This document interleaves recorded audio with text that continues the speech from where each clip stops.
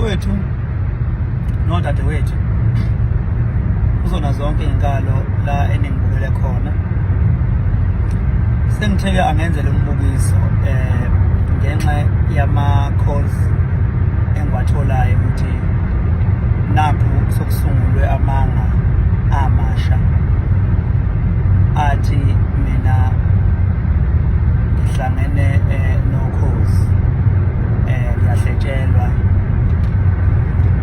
ukuthi amavoti ami kanjani. Bafowethu nodadewethu sisoba ayikho leyo nto ikhandwe ngabantu abacabanga ukuthi bazokwehlulwa kwi-top 10 base bezama into ethi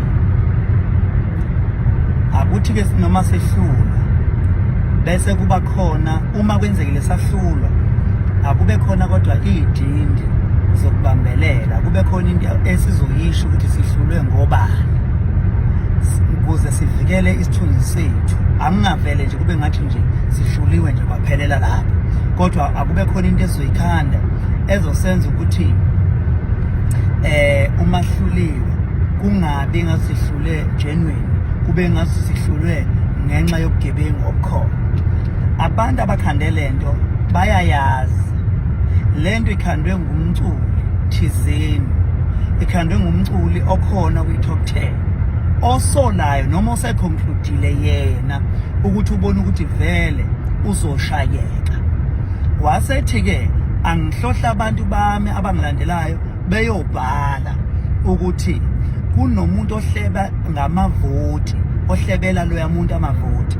Uma ungayibuza bezikuphi lezi ikhulu ngesikhathi ukhishwa i-top 10 okokuqala ngingehona number 1, bezikuphi ikhulu zazingangihlebeli ngani. Lo mculi esikhuluma ngaye bakwethu sesikhathele ngamanga akhe, amanga kawaqali namhlanje. Abalandeli bamaskandi bayamazi amanga vele ahlale phila ngawo. Uyena lo mculi owathi mina ngizivotele ngoba wayesebenzisa igama elithi akafuni kube ngathi ushawe nje ngokweqiniso, ngoba lokho kubona kuyinto emehlisa isithunzi. Okungcono akathi ngizivotele ukuze abantu bengeze ukusho ukuthi hayi uyehluleka lo ngokuvotwa ngokwabantu. Uyena lo mculi osedube yonke imincintiswano ngenxa yokuthi athi imincintiswano yonke icheme nami. Umbuzo uthi mina abantu bami abangaka abaningi, ubuyabazi ukuthi nginabantu abaningi kunababo. Uthi kanti mina abangivoteli yini laba bantu? Enye into ayenzayo uzama ukuphazamisa, ukudisrupta i-process, uzama ukunyundela i-top 10 yokhozi buke ngazuthi ayinalo iqiniso kubantu. Wenzela ukwethusa ukhozi luze ukhozi lingasebenzisi iqiniso ngoba lizama ukugwema umsindo. Kanti nathi ukhozi silibhekile ukuthi ukhozi alube neqiniso, because thina ama structures abalandeli sineyinhlaka zabalandeli, bayazi abalandeli indlela abayisebenzisayo ukuvota ngayo. Sikatileke ukuthi lo lesithikamezo ngoba zama ukushake ukhozi lungazami ukuthi luzama ukuthi luthi hayi asivele siwinise lo muntu ngoba uyena okhuluma kakhulu kuzosigwema umsindo. Sigadileke lokho ukuthi makungenzeki ngoba iyona nto njengamanje abafuna yenzeke yokuthi kuphazanyiswe ukhozi ukuthi lisuke kwi-focus bese lwenza into okungayona iqiniso. Zimali zabantu okuvotwa ngazo la. Abantu badela konke. Kunomama bekhala izolo edokodweni ekhala minyembezi ethi yena ulela kadlile nomndeni wakhe uthathe yonke imali wathi ayovotela Ukhuzani. Lezo mali zabantu kumele zibasebenzele. Abantu abamukele iqiniso lokuqala elokuthi Ukhuzani unabantu abaningi abamlandelayo. Ukhuzani eSouth Africa uyathandwa all over, even nangaphandle. Ngivotwa nabantu abangaphandle ngisho kwezwe, abako UK abangisendela ama-screenshot abathi siyavotela even though singekho ekhaya. but kunabantu abako Dubai abangivotela ngivotela abantu abaningi all over. Ama numbers akhishwa Ukhozi ama number eqiniso akuwona ama number akhuphiwe. Akusukhulunywa iphutha elingenabufakazi. Yonke lento eshiwoyo into engenabufakazi. Abantu okuthiwa ngibakhombisa ama screenshot ngikhuluma nabaphathi bokhozi abaveli labo bantu ukuthi athi umuntu niyimi lo. So le Sentatheli ngiyacela bafowethu ningitholele imininingwane yale Sentatheli.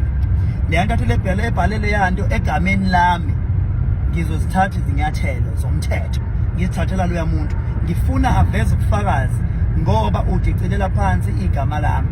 Ngizomthatha ngokomthetho ukuze kube sekugcineni. Loya muntu kumele aze alikhiphe iqiniso ngoba nginokufakaza oqanda ikhanda bokuloya muntu qamamanga uthunyiwe usebenzela abantu abathize.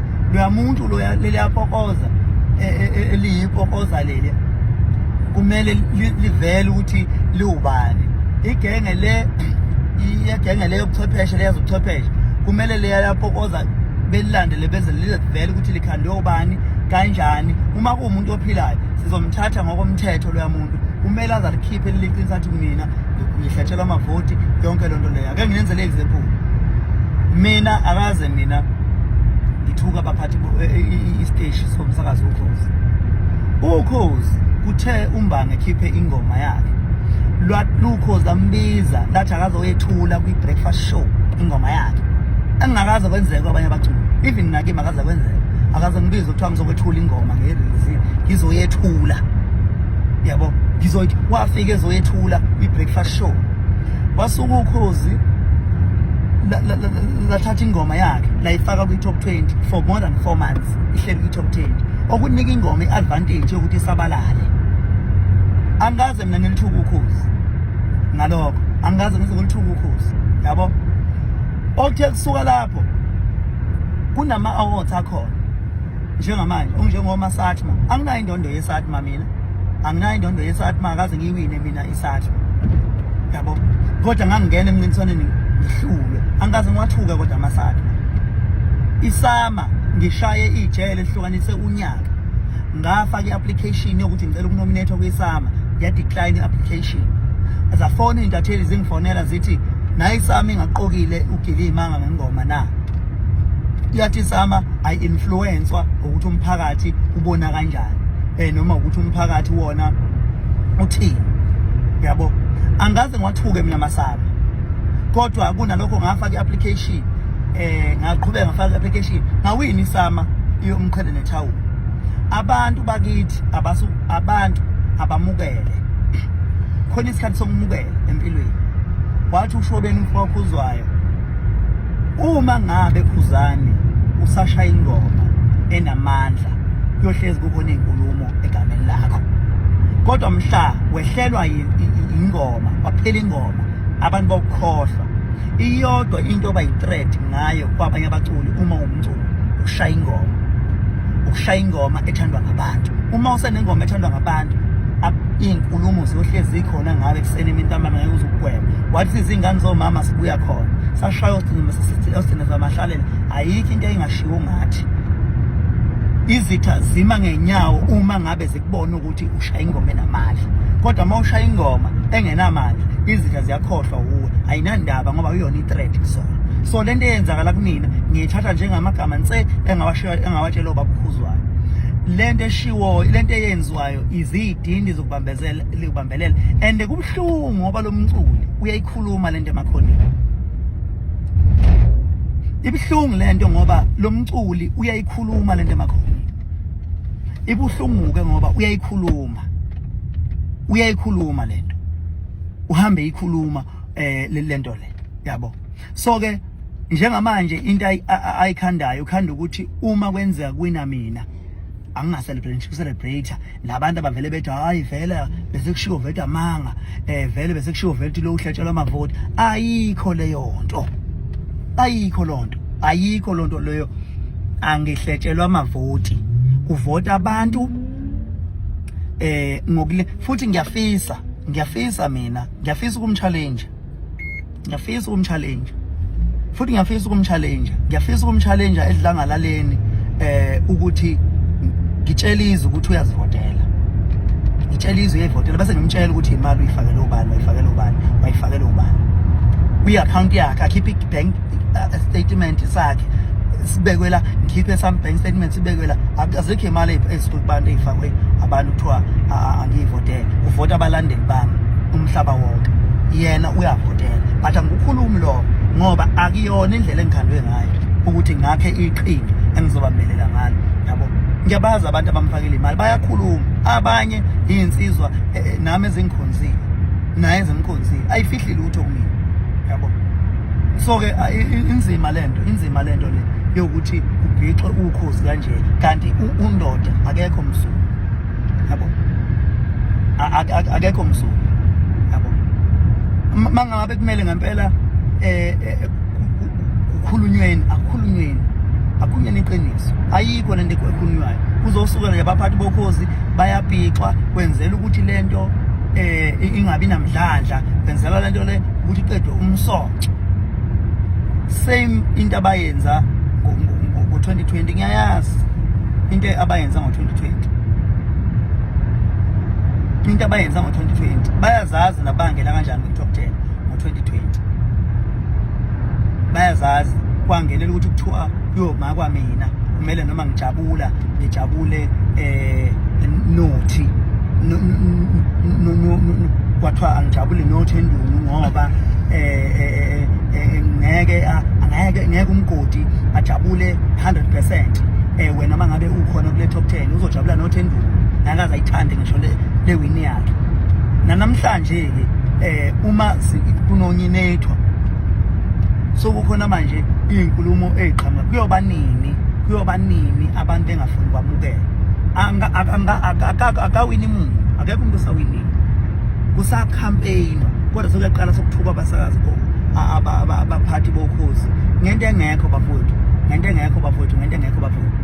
ukhozi kumele luwinise umuntu ovotele kwanathi sizoyicela i-audit okhosini ada siyawina noma siyahlula sizoyicela i-audit because lento isho ukuthi manje ukhozi aluhlala eqinisweni aluwinise umuntu ngempela ovotelwe ngabantu ukuthi awine umuntu ongavotelewe abantu angeke aza lokhozi azawina yabo so bafowethu ake silungiseni nje lento le amanga ngicela onentatheli inamba zalentatheli inbox inamba zentatheli lebhale lapha ngifuna ukuthi ngiyifake umthetho ngizoyifaka emthethweni ngizoyithathela inyathelo ayikwazi ukuthi icelela phansi igama lami kangaka amandla angaka abantu bekhipha imali left and right bevota ngama-airtime abo bese izothi intatheli mina ngihletshela amavoti uma ngihletshela amavoti bese